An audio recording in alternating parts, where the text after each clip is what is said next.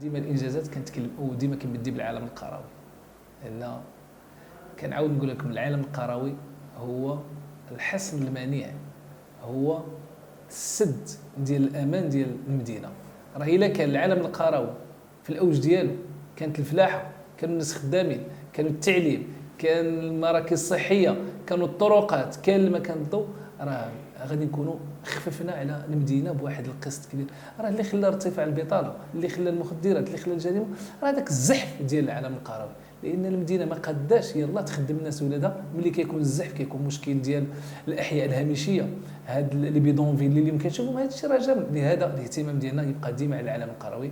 الحمد لله، يعني عده وعود اللي كنا وعدنا بها الاخوان في الانتخابات البرلمانيه تحققت العديد الكبير منها، واليوم غادي نواصلوا معهم، ولا سيما فك العزله على العالم القروي. اليوم الحمد لله الماء والضوء، هذه المشاكل تبارك الله راه زعما واحد التحسن كبير، ولكن غادي نبقاو دائما عندنا الاهتمام ديالنا الاولويه للعالم القروي.